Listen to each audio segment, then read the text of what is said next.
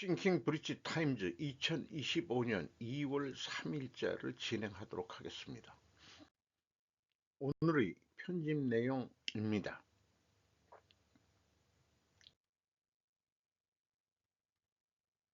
계엄은 기울어진 한국의 친중화를 막는 미중 전쟁의 서막 역할이라는 제목으로 제가 최근의 생각들을 좀 정리해 봤습니다.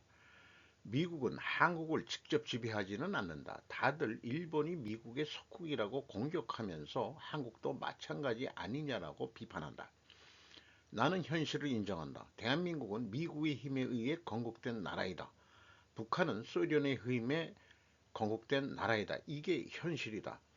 일본은 미국과 싸운 패전국으로서 다시는 도전하지 못하게 하는 구조를 만든 속국 성격으로서 한국과 일정 부분 접근의 차이가 분명히 있다. 노태우 정권 때 한중 외교가 맺어지면서 친중 노선이 지속적으로 깊어졌다고 한다. 특히 화교들의 입지가 혜택을 받는 부분이 많아졌고 서서히 한국 여러 분야의 입지를 차지하게 되었다고 한다. 이걸 느끼지 못하고 있었는데 왜 친중이냐를 질문하고 원인을 추적해가면 화교까지 나온다는 것이다. 현재 화교와 국내 기득권 세력은 이해관계가 같기 때문에 더욱 친중화가 가속되었다고 한다. 의료 카르텔의 화교 세력들이 만만치 않다고 한다. 마약과의 전쟁도 상관관계가 있다고 한다. 윤칸의 계엄은 계몽령이 아니다. 미국에게 시그널을 보낸 것이라고 저는 해석합니다. 너희들이 소극적이고 애매한 스탠스를 취하면서 어떻게 한 편만을 선택하라고 강요하느냐는 선언이나 마찬가지라고 저는 생각을 하고 있습니다. 미국은 누가 칸이 되든지 미국의 국익에 더 이로우면 손을 잡는 자들이다. 정치 체제와 관계가 없다. 오히려 북한이 반중이다. 현재 김정은은 대신 북로가 강화되었다. 북한이 친미가 되는 일이 발생할까 질문을 던져보게 됩니다. 한국은 미중전쟁의 최전선이다. 한국전쟁은 끝난 게 아니다. 아직 휴전 중이니까 엄밀히 말하면서는 전쟁 중인데 휴전협정에는 중공도 사인을 했어요. 북한하고 우리나라는 이승만 대통령이 참석을 안 했습니다. 한국은 건국전 2조 500년을 중국 명청의 속국이나 마찬가지였으며 2조 말 36년이란 짧은 일본의 식민지를 받았었다. 다시는 친중 세력의 지배 속에 살고 싶지 않다는 것이 제 생각입니다. 나는 친미일 세력과 손을 잡겠다라고 하는 제 입장을 좀 소개를 합니다. 그런 관계에 어제 일요일 날 미국발 관세 전쟁 저도 많이 다뤘습니다만은 유명 유튜버 그 슈카월드가 한 방송의 내용을 일부 편집을 했습니다.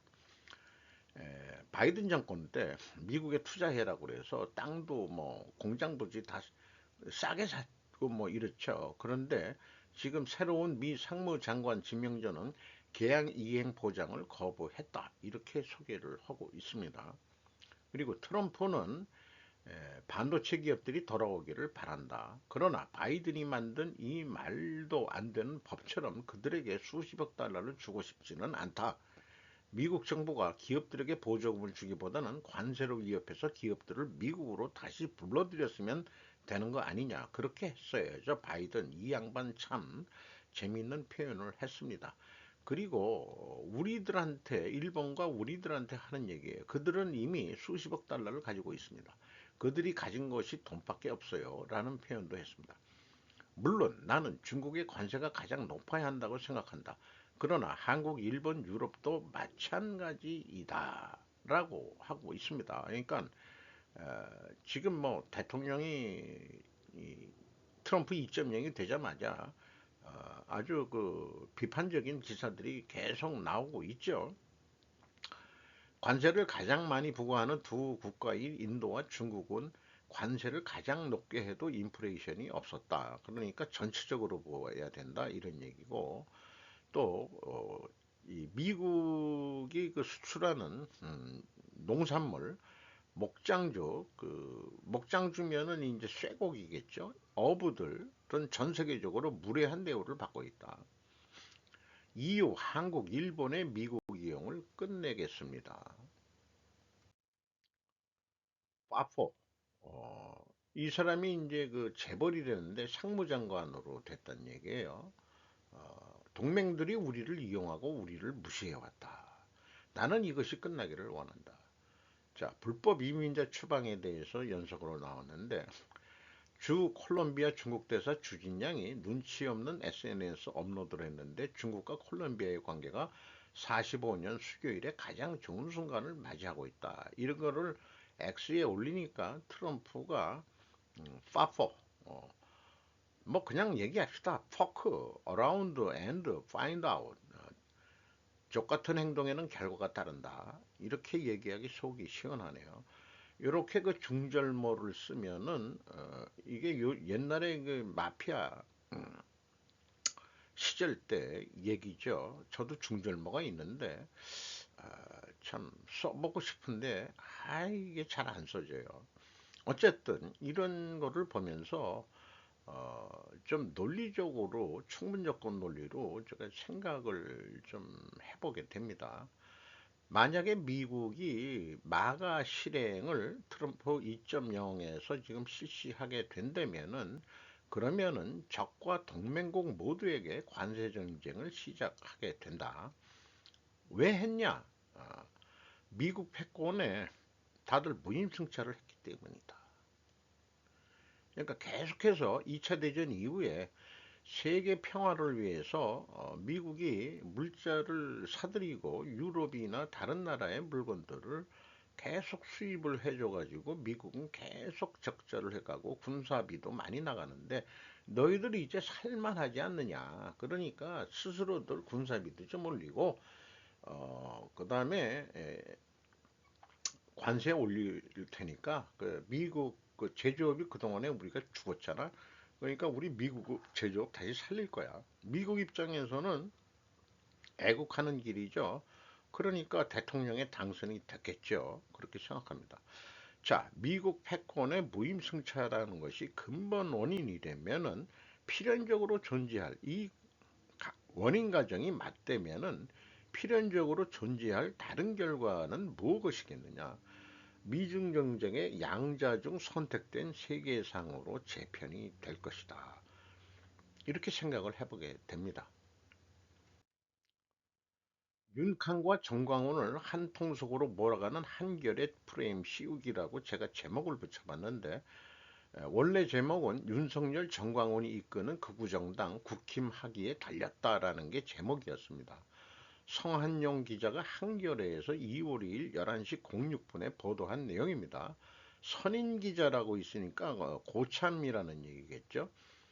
보수주의는 기존 체제 안정적 발전 추구하는 이념이다. 극우는 체제 뒤엎는 폭력이다. 국민의힘 갈수록 극우화되고 있다. 검찰, 법원, 헌법재판소 공격으로 지지층 결집을 노리고 있다. 부정선거 음모론을 믿고 국회를 무너뜨리려 한 윤석열 대통령은 보수일까요? 극우일까요? 그런 윤석열 대통령을 감싸는 국민의힘은 보수일까요? 극우일까요? 보수와 극우는 비슷한 것 같지만 전혀 다릅니다. 진보와 극자가 전혀 다른 것과 마찬가지입니다. 그래서 이런 생각을 정리해 봅니다. 윤칸을 극우로 몰아세우면서 극우를 나치즘으로 연결합니다. 극우는 폭력이라고 얘기해서 그렇다면 극자의 끝은 무엇인지 밝혀야 된다. 극자도 나치즘 아니냐? 저는 그렇게 음, 얘기, 얘기를 하고 싶네요. 극자의 끝은 전체주의 아니냐? 저는 그렇게 또 얘기를 해보고 싶고요. 전체적인 글 속에서 극자라고 여겨지는 민주당에 대해서는 이런 방구도 하고 있지 않다. 이념적으로 좌우로 갈라 국가를 분열시키는데 그리 목적이 있는 것 아닐까? 보아에서도 얘기했듯이 이상주의와 현실주의 같은 측면으로 접근해 주기를 바라게 된다. 융카는 국익 우선주의면서 반중 노선을 실행하고 있다. 이것을 한겨레는 정광훈과 동질의 극우로 치부하고 있다. 한국의 문제는 최소 한일 미중의 관계로 접근해야 된다. 내부에 얽매이지 말고 시각을 넓혀서 보아야 할 것이다. 한겨레는 우리를 두 결에 세 결에로 쪼개려는 것인지라고 답답함을 제가 표현을 해봅니다. 물론 이 한겨레가 진보 리버럴 신문 뭐 라고 얘기를 합니다만은 현실적으로 보수 대 리버럴이 있습니다만은 본인들이 리버럴이기 때문에 이렇게 글을 쓰고 있는지 모르지만은 그렇다면은 자체적으로 리버럴의 끝은 뭔지 극우의 끝은 폭력이라고 얘기하기 때문에 지금 이 현 정권을 폭력 정권이다 이렇게 얘기하는 거 아니에요?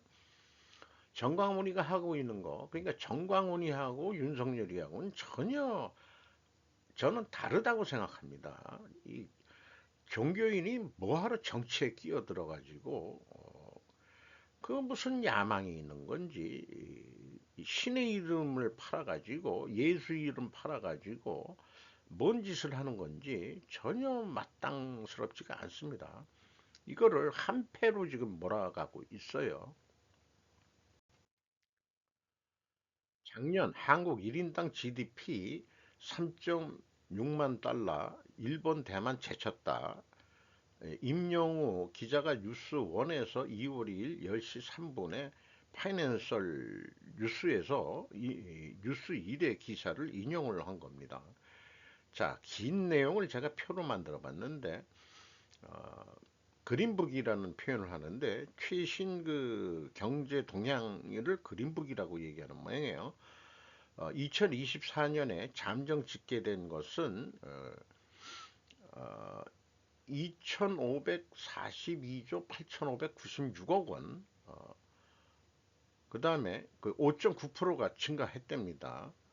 그리고 인구 추계가 5,175만 1,065명이랍니다.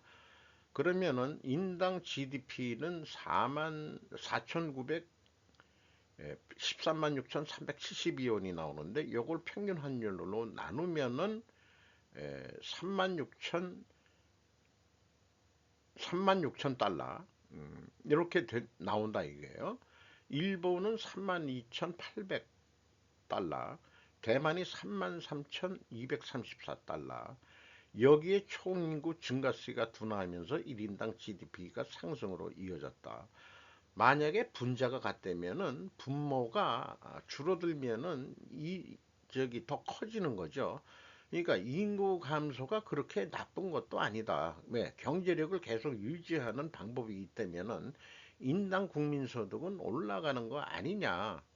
저도 그런 의견을 얘기했었는데 GDP라는 게 소비까지 다 포함해서 하는 거니까 인구가 감소하는데 어떻게 GDP가 올라갈 수 있느냐? 방법이 있죠. 외부 거를 끌어들이면 되죠. 수출을 더 늘리고 그렇게 부가가치 것을 높은 생산을 하고 그렇게 되면 되는 거죠. 안 될 게 뭐 있습니까? 그리고 정부 지출도 거기에 포함하는 거거든요. 정부 지출 작은 정부에서 좀 낮추고 이러면은 GDP는 그거는 또 내려가겠네요. 그러니까 무역 수지 쪽에서 이익을 내 가지고 해야 된다. 음, 그리고 뭐 정부 지출을 늘릴 수도 뭐 있긴 있겠죠. GDP 올리는 데는 국민 총 생산 1인당 국민 총 생산량이라고도 얘기를 하니까요.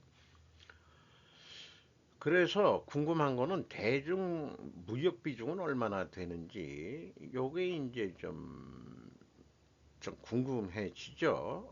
지금 뭐 이 중국에 대한 무역량보다 이제 미국 쪽으로의 무역량이 더 커졌다는 얘기들도 뉴스 보도는 된 적이 있습니다. 무역 전쟁이 터졌는데 트럼프, 캐나다, 멕시코, 중국의 관세부가 북미 동맹국들의 대응으로 무역 전쟁 촉발. 조시 버크, 제크 밀러, 롭 길리스, 크리스토퍼 셔먼 4명의 기자가 AP에서 2월 2일 오후 12시 42분에 보도한 내용입니다. 트리도 총로가 물러난다고 했는데 아직 공식적으로는 아닌 모양이죠. 저스틴 트리도 캐나다 총리가 2025년 2월 1일 토요일 오타와에서 도널드 트럼프 미국 대통령이 캐나다, 멕시코, 중국에 대한 관세를 부과하는 언론에 연설하고 있습니다. 데이비드 맥킨티 공공안전부 장관, 왼쪽부터 멜라니 졸리 글로벌부 장관, 그 다음에 도미닉 르블랑, 이 사람은 뭔 직함이 안 나와 있네요. 북미 이웃 국가들로부터 신속한 보복과 부인할 수 없는 배신감을 불러일으켰습니다. 멕시코 대통령도 보복 관세를 명령했습니다. 중국은 트럼프의 행동에 즉시 응답하지 않았습니다. 관세는 화요일에 발효되어 북미에서 경제 성장을 방해할 수 있는 대결이 펼쳐질 예정입니다. 화요일이면은 2월 4일 내일이네요. 그게 발효가 된다. 미국의 새로운 여성 대통령이죠. 클라우디아 셰인바움 대통령이 취임 첫 100일을 기념하는 행사의 사진입니다. 취임 100일 동안에 많은 걸 그 정권의 방향이 결정이 된다. 이런 얘기들을 많이 하죠. 트럼프 대통령이 중국의 10% 추가 관세, 중국 측은 맹방발 WTO에 제소할 방침이다. 자, AP는 중국이 일단은 침묵했는데 발빠르게 일본 TBS 뉴스에서 중국이 맹방발하고 있다고 보도를 했습니다. 미국 상무부는 2일 강렬하게 불만이며 단호하게 반대한다는 대변인 담화를 발표했다. 미중 간 경제무역 협력에도 손해를 끼친다고 강하게 반발. 중국 측은 미국이 잘못된 방법을 바로잡고 문제를 직시하고 솔직한 대화를 하며 협력을 강화하고 이견을 관리할 것을 촉구한다. 왕이가 했던 얘기하고 거의 비슷한 얘기입니다. 담화에서는 중국은 세계에서 가장 엄격하고 철저한 마약 박멸 정책을 취하고 있어 펜타닐을 미국의 문제이다라고 주장, 인도적 정신에 따라 중국은 펜타닐 문제에 대해 미국을 지원해 왔다고 그렇게 얘기를 한답니다. 그러면서 중국은 미중이 마약 대책으로 쟁취한 양호한 상황을 유지하고 미중 관계의 건전하고 지속 가능한 발전을 촉구하도록 요구한다고 강조했습니다. 지속 가능한 발전, 이거 지금 안 하겠다는 건데 너희들 그만 커 이런 건데, 자, 댓글 중에 좀 기록에 남길 만한 걸 가져왔어요. 일본은 중국의 부동산 구입 등에 높은 관세를 부과하는 것이 좋다. 아니, 중국 사람이 와서 일본 부동산을 사는데 거기에 관세를 부과한다? 비유가 좀 안 어울리는 것 같지만 일본은 중국의 부유층을 중심으로 부동산을 투자, 생활 환경 개선, 이주나 교육 환경을 위해 구입하고 있다. 이 때문에 도쿄도를 중심으로 아파트나 부동산 가격이 일본인이 손을 쓸 없을 정도로 치솟고 있다. 한국 서울도 마찬가지죠. 조만간 일본이 중국에 침일당할 우려가 있다. 이게 한국도 마찬가지입니다. 일본 정부는 해외로부터의 침식에 더욱 경각심을 가져야 한다. 중국인의 일본 부동산 구입에 관세와 같은 높은 세금을 매겨라는 뜻이다. 이런 애국자를 한국에서도 보고 싶다. 일부 제가 시청하는 방송에 이런 얘기를 한 그 부부 방송이 있습니다. 콜롬비아 대통령 이민자들에게 미국에서 직장을 그만두고 귀국할 것을 촉구합니다. 불법 이민자 9년기로 추방을 했는데 콜롬비아 대통령이 착륙을 허가 안 한 데다가 결국은 꼬리 내린 얘기를 하고 있는데, 그 표현이 가능한 빨리 직장을 그만두고 귀국할 것을 촉구하고 있다. AP통신 1월 31일 금요일 날 한 겁니다. 그리고 돌아온 사람들에게 정착할 수 있는 대출을 제공할 것이라고 말했다. 왜 이렇게 하느냐? 콜롬비아가 경제가 돌아가는데 미국의 무역 의존도가 가장 높은 나라니까 아마 그 본보기를 보인 것 같습니다. 그러니까 겉으로는 그 거절해도 관세 매기겠다니까 바로 꼬리 내린 거죠. BT 오스틴, 덴버 임대료는 미국에서 가장 빠른 속도로 하락하고 있습니다. 클레어 보스턴 야후 뉴스에서 2월 1일 토요일 10시 16분인데 오스틴이 어디냐 그러면은 여기 그 텍사스주에 오스틴이 있습니다. 그런데 요 위쪽 중부 지방에 덴버가 있거든요. 여기에 부동산들을 개발해 가지고 임대료 인하가 쇄도하고 있다. 새로운 유닛이 유입된 이후에 도시와 교외 전역에서 임대료가 하락하고 새로 지어진 건물들은 새로운 임대 계약에 대한 다양한 인센티브를 제공하고 있습니다. 중개인들은 이제 6주, 8주, 심지어 10주 무료 제공이 일반화되었으며 할인 주차 및 기프트 카드와 같은 다른 혜택도 마찬가지라고 말합니다. 이번 안도감은 작년에만 건설붐으로 인해 도시 중심으로 수도권에 수만 대의 신규 유닛이 추가된 이후에 나온 것입니다. 2024년에는 임대료가 각각 5%, 4.4% 하락했습니다. 자, 텍사스로 지금 기업들이 몰리고 있죠. 여기 세금이 거의 없다고 그러죠. 그리고 이제 멕시코 국경을 확실히 해가지고 또 경제 교류도 그 하면서 이 캘리포니아 기업들이 이 텍사스로 옮기고 있다고 그러죠. 우리나라도 여기에 지금 투자를 많이 하고 있고 이쪽 어디에도 많이 투자를 하고 있다고 그러죠. 네, 그렇습니다. 지난해 해외여행 다녀온 한국인 2,800만 명, 김민철 기자가 조선일보 일본판에서 보도를 했습니다. 지난해 일본을 방문한 외국인 관광객 3,687만 명 중 한국인은 882만 명에 가장 많았다.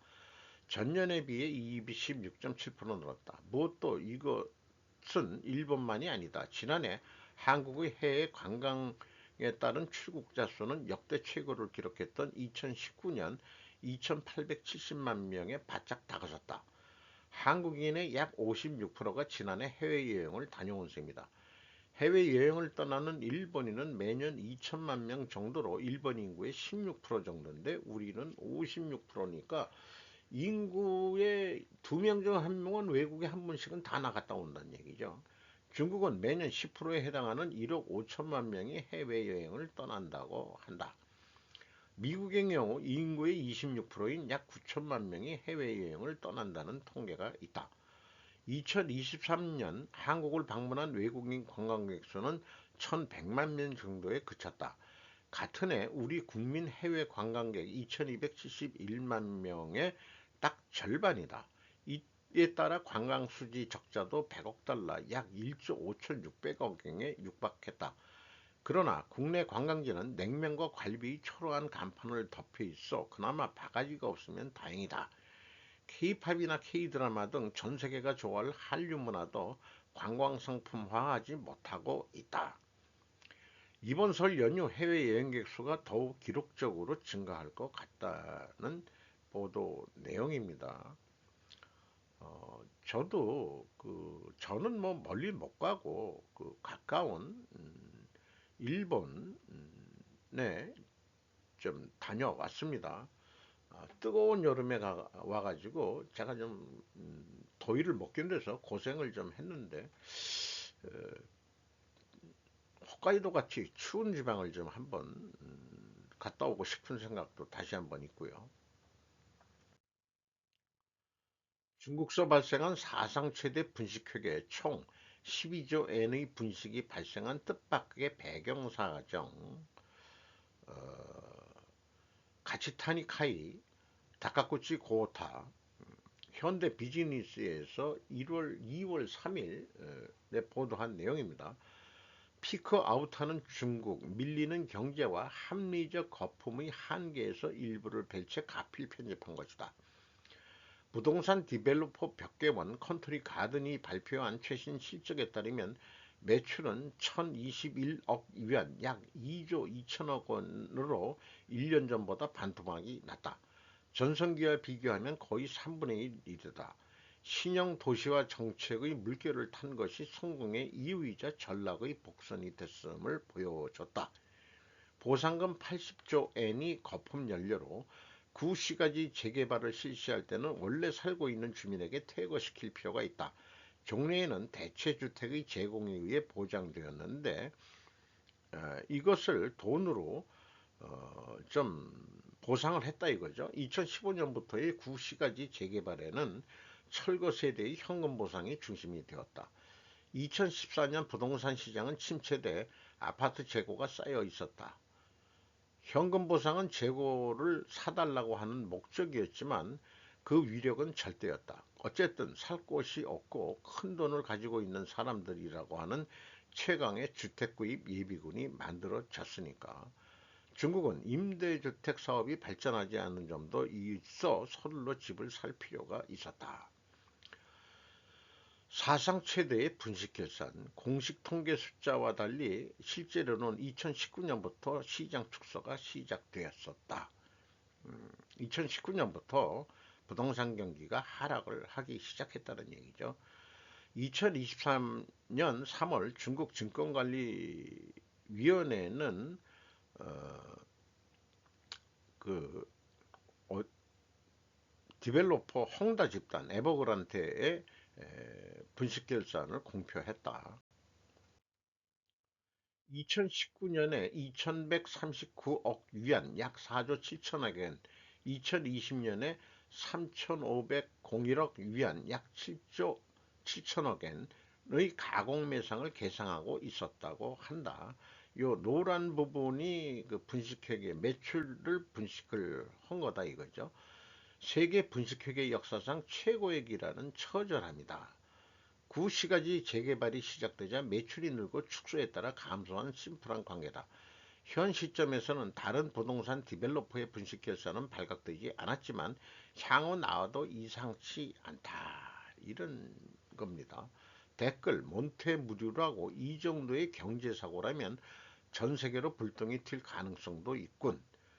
요건 이제 반말 댓글을 하고 있네요. 일본 애들 중에서도 대부분 존칭어를 쓰는데 이미 중국 부동산 버블 붕괴의 영향으로 철강의 생산이 과잉이 되어 그 영향으로 전 세계의 철강 가격이 하락해 앞으로 US 스틸과 같은 경쟁력이 없는 기업이 위기가 되어 미일 문제도 되고 있다. 앞으로 이들 중국 부동산 거품 붕괴에 따른 금융위기도 올 것이고 태평하게 무차별적으로 투자하다 보면 큰 코 다친다. 일반 투자자들도 신중하게 타이밍이 왔다는 얘기다. 또 다른 댓글을 하나 또 했습니다.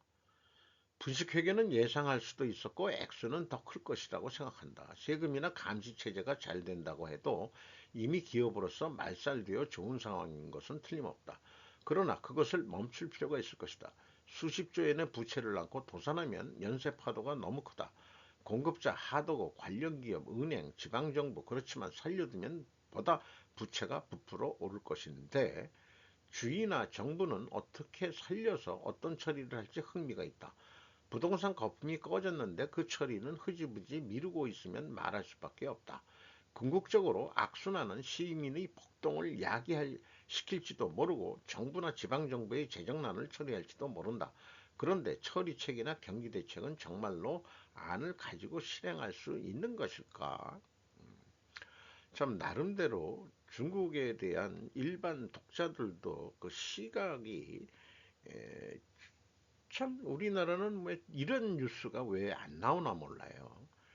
자관 친중 애들 때문에 다 그런 것 같습니다. 언론도 친중화되어 있는 것 같고 분식은 지적되어 온 것 오히려 지금까지의 분식을 바탕으로 한 실력 이상의 성장력 이미지를 확산시킴으로써 해외로부터의 당사 자금 조달을 경유한 성장의 원천의 일부였던 것 아닐까. 자기네들 돈 말고 외자를 들여다가 이제 드론과 딥스익 등 진짜도 대비하기 시작했지만 분식 의혹은 뿌리가 깊을 것이다. 또한 권위주의 국가의 경우에는 투명성을 확보하고 대외적인 신용을 얻기는 구조적으로 매우 난이도가 높다고 생각한다. 향후 중국 성장에 족쇄와도 같은 부담이 될 것 같다. 이미 뭐 피터 자이안의 그 뉴스레터도 소개를 한 바 있습니다만은 부동산이 무너지면서 이 중국 GDP에 부동산이 차지하는 비중이 매우 높다고 하죠. 25%인가 4분의 1 정도가 부동산이기 때문에 부동산이 망하면은 중국이 이제 망해간 길로 들어갈 거다. 이제 일본처럼 잃어버린 30년을 시작하든지 슬슬 이미 됐다. 10년 안에 해체될 거다. 이런 견해가 아주 서서히 죽이는 거죠. 서서히 죽이는 거예요. 자체 문제를 미국이 죽인다기보다도 자체 문제를 죽고 있다. 그거를 사람들이 알아야 된다. 그렇게 생각을 하게 됩니다.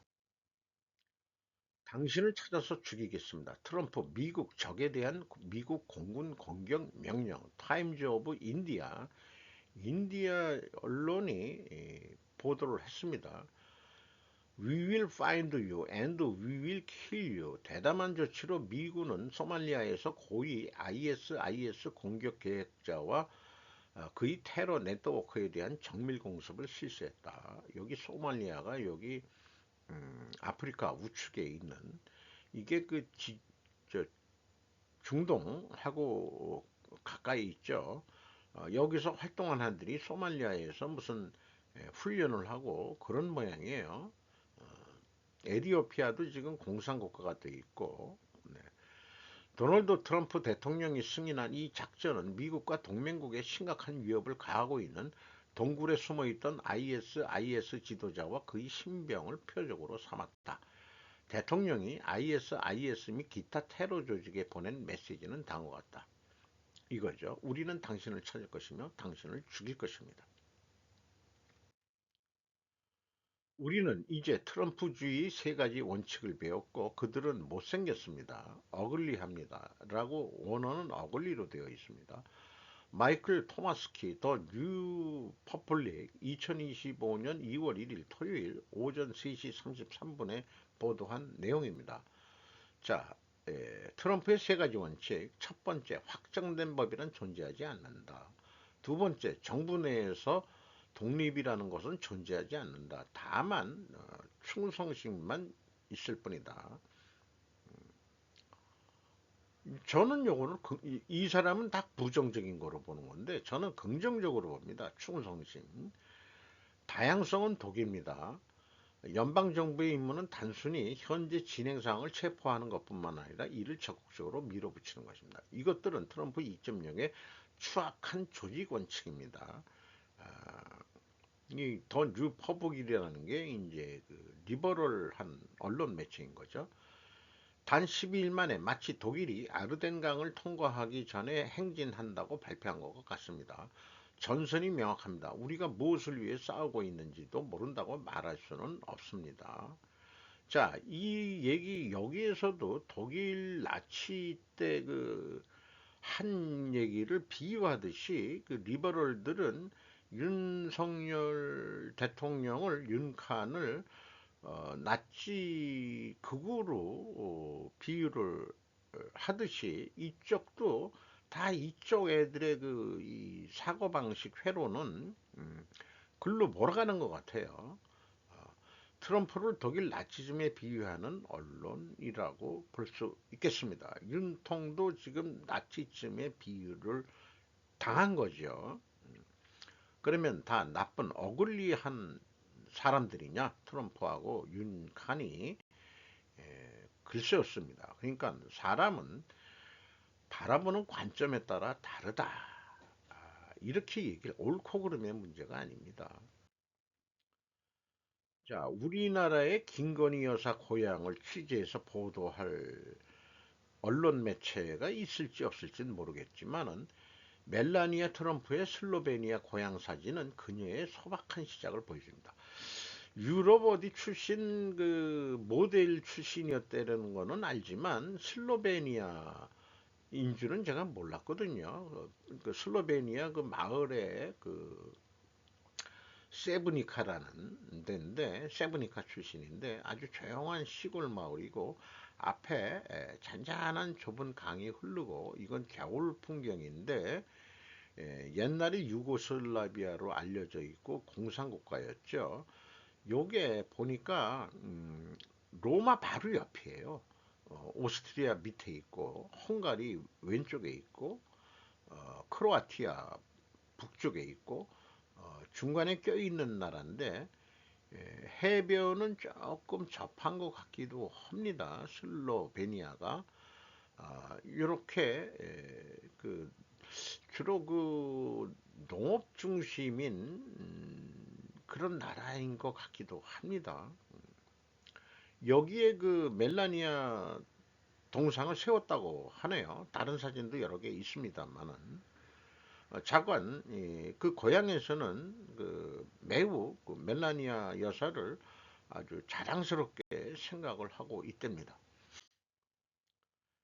전쟁에 빠지는 콩고, 그 슈카월드 내용을 가져왔습니다. 생각하지 못하는 그런 주제, 콘텐츠 주제를 하고 있는데, 이력까지 다 조사해서 왜 싸움이 일어나는지, 이런 것들은 그 우리가 상식을 좀 키우는데 도움이 될 것 같고, 근본적으로는 이 그 광물, 탈탈럼이라는 스마트홈부터 노트까지 들어가는 아주 중요한 재료다 이거죠. 이 광물 싸움이다. 이렇게 얘기를 하고 있습니다. 르완다 군대가 실질적으로 내전이라고 하지만 르완다에서 지원하고 있다는 얘기죠. 그 콩고 반군을. 이 무기들이 이 미국 그 특수부대 이게 다 광물을 팔아가지고 누가 유럽이나 이런 데서 사간다 이게요. 그 그래서 무기를 사가지고 전력화를 하고 있다. 한편 2024년 콩고에 지원된 모든 원조의 68.8%가 미국에서 나왔다. 그러니까 미국한테 원조 시그널을 갖다가 콩고 대통령이 보내는데, 콩고는 엄청 큰 나라이긴 하지만은 지금 트럼프는 아까 IS만 그 공격을 했지, 이 르완다는 공격을 안 할 것 같다고 그래요. 왜냐? 유럽하고 관계를 아주 잘 맺고 있고, 영국 불법 이민자 강제 추방제했는데 우리한테 보내세요. 든지 돈만 주세요. 이렇게 했던 나라들이고, 독재 정권이긴 하지만은 유럽과 좋은 관계를 맺고 있는 나라이기 때문에, 이 콩고 내전을 지원하는 르완다에 대해서 유럽이 어떤 강한 조치를 하긴 어렵다. 그러니까 뿔나 가지고 거기 콩고 주민들이 미국 대사관 화재를 일으키고 뭐 그랬다는 것도 소개를 하고 있습니다. 충격에 빠진 일본, 느긋한 한국. 왜 이런 제목을 재밌게 뽑았을까 하는데, 이 느긋한 한국이라는 것은 매우 어, 그 부정적인 그런 입장에서 어, 제목을 쓴 것으로 이해가 됐습니다. 2024년 일본 청소년 자살수 역대 최고 기록이라고, 늘어나는 청소년 자살에 충격에 빠진 일본 열도, 전체 자살은 크게 감소 중인데 유독 청소년만 늘어났다는 것. 일본은 2024년 2만 268명이 자살하여 2023년 대비 7.2% 감소했다. 이는 직계 이래 역대 두 번째로 적은 숫자이다. 그런데 청소년 자살이 일어나 가지고 가정청이라는 거를 기시다 총리 때 만들어 가지고 컨트롤 타워를 했다. 저출산과 청소년 자살 방지 컨트롤 타워를 만들었었다. 근데 문제는 그 청소년들이 학교에 안 가고 돌아가지 않는 학생을 후토꾸라고 한다. 학교에 가지 않는 이유는 가정사정, 친구 문제, 왕따. 이게 일본에도 우리나라가 일진 영화 만드는 것도 그 다 일본에서 그 해가지고 그게 그 문제가 되니까 학교에서 그 폭력, 이나 이런 그 애들끼리라는 게 원래 그 인간이라는 게 폭력성이 근본적으로 있기 때문에 에, 그 강아지 새끼들도 서열 싸움 하듯이 학교 내에서도 서열 싸움을 하거든요. 그래서 이제 저도 젊었을 때 운동을 했는지 모르겠습니다. 일진 애들은 운동하는 애들은 신사협정에 의해서 건드지를 않았어요.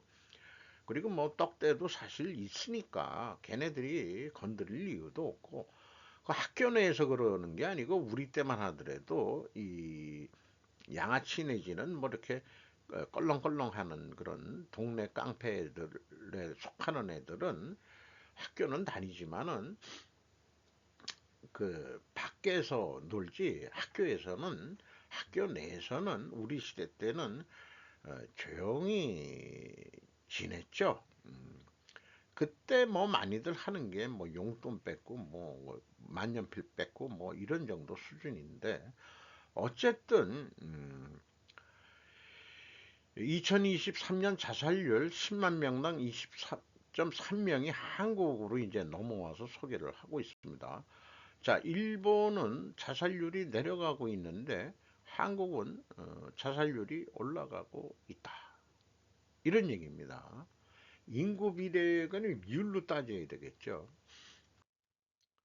10년 내 최고 수준의 자살로 인한 사망자가 나왔는데 조용하다. 왜 우리나라는 자살률이 이렇게 높아졌는데 왜 우리나라 언론은 조용하냐? 2023년 자살로 인한 사망자 수 13,973명, 하루에 약 38명이 자살로 사망한다. 대략 1년에 자살하는 숫자, 요거를 그 70대 뭐 했는데 10대, 20대, 30대, 60대가 가장 많네요. 매년 약 1000명의 10대 학생이 자살한다. 매년 3500명의 2030이 자살한다. 매년 2500명 이상의 30대, 40대, 50대, 60대가 자살한다. 일본은 2009년에 평균 24.9명이 자살했고 한국은 31명이었는데 2023년에 일본은 15.6명으로 줄었는데 우리 한국은 27.3%로 줄긴 줄었어도 감소폭이 엄청 작다 이거죠. 일본의 고령화가 훨씬 더 빨랐다는 것을 생각해 보면 말이 안 되는 수치이다. 일반적으로 고령화가 많으면 자살률이 높다 하는데 자, 노인들 자살도 많죠. 독거노인도 많고 대한민국 OECD 평균보다 자살률이 2배 높습니다. 지금. 그럼 우리가 왜 그런 나라가 됐느냐? 비유를 하는데 대한민국과 무엇이 다른가? 정작 한국인들은 자살에 덤덤하다. 그리 큰 사회 정치 이슈, 어, 크게 사회 정치 이슈가 지금 안 되고 있는 게 왜 그러냐? 허구한 날 이념 싸움 짓거리들 하고 자빠졌으니까 그런 거겠죠. 이게 마치 인도의 만연한 스모국에서 그저 운동하는 것처럼 자살이 높은 그런 스모그 환경에서 그냥 덤덤하게 사는 거 아니냐 한국이 이거 문제가 있는 거 아니냐 이런 얘기고요. 우리는 이 문제를 심각하게 생각하기는 하냐라고 조용히 얘기하지만은 울분을 얼굴에 울분을 표하는 것이 역력합니다. OECD 평균 출산율이 1.58명인데 우리는 반도 안 되죠. 그리고 OECD 평균 자산율이 10.7명인데 한국은 두 배가 넘죠. 그래서 정부에서도 자살 예방 보도준칙 4.0이라는 거 발표도 하고 뭐 이런 거를 하고 있고 그런데 우리나라에서 이런 것이 잘 언급이 안 되는 게 자살 예방 보도 준칙 네 가지 원칙으로 해서 자살 예방을 위한 정보 제공을 하긴 하는데 자살 사건은 가급적 보도하지 않는다. 왜냐? 아, 흉내를 내서 우리나라도 어느 정도 보도는 일부 됐었지만 극히 일부분이다 이렇게 얘기하고 이 한국 기자협회니까 기자들이 이렇게 한다. 언론기관이 한다는 이름으로는 안 했어요. 그리고 자살 예방 SNS 상담 마들렌이라고 또 시작된다고 그런 것도 우리나라에 있기는 있다고 합니다. 그리고 2024년 자살 예방 상담 전화 109로 통합이 됐다. 자살할 사람이 전화를 할까요? 글쎄 없습니다. 자, 그러면은 이것도 그 왜 한국만 이렇게 청소년 자살률이 이렇게 높아졌느냐? 이런 거 좀 엉뚱하게 생각을 해봤는데, 만약에 출산율이 최저가 된다면은 그러면 자살률도 높아진다. 왜 그러냐? 왜 그 출산율이 내려가면 자살률도 왜 높아지느냐? 자, 엉뚱하지만은 긴 화살이긴 하지만 저의 느낌 같은 느낌, 직관적으로 하는 것은 우리나라가 70년 이상 남북 분단에 한국 정치 분열이 돼 있는 게 저는 근본 원인이라고 생각을 합니다. 이 남한 땅이라는 데에서 살아가면서 장래의 희망이 안 보이니까 죽는 거 아니냐 이거예요. 그냥 단지 먹고 살기 힘들다. 아니면은 뭐 그런 거를 얘기하기에는 그러면 개인적인 이유로 몰아붙일 수도 있죠. 저는 이런 사회 애를 안 낳고 그다음에 자살률이 높아지고 청소년 자살률이 높아지고 이런 이유들은 걔네들도 요즘은 SNS 같은 거로 많은 걸 보기 때문에 언론 레거시 미디어만 보는 게 아니고 그러니까 도망갈 데가 없어요. 도망갈 데가 없으니까 아주 그냥 지금 우리나라 그 정치 좌우로 갈려가지고 아주 그런 것도 무의식적으로 다 영향을 받을 거예요. 그리고 경제 문제도 뭐 없는 건 아닙니다. 더 근본 문제로 넘어가면은 나는 이거 아니냐라고.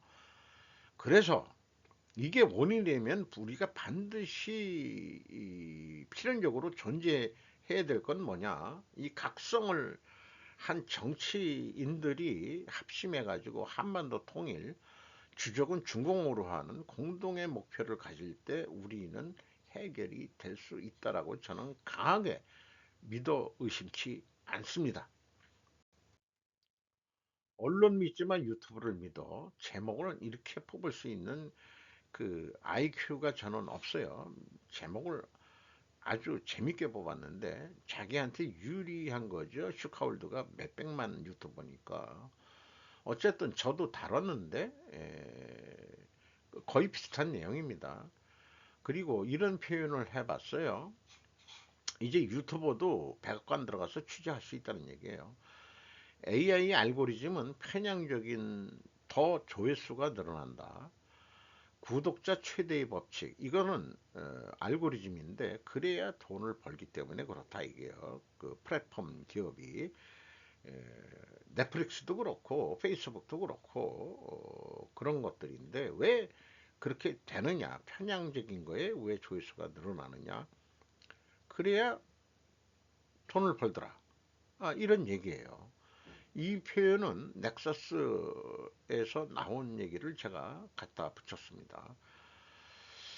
그리고 미국 민주당과 공화당의 기묘한 신뢰도 차이인데 공화당은 사법부에 대해서 높게 평가하는데 한마디로 언론기관이 지금 신뢰도가 떨어졌다. 우리나라에도 저도 똑같은 기분이 들어가고 있습니다.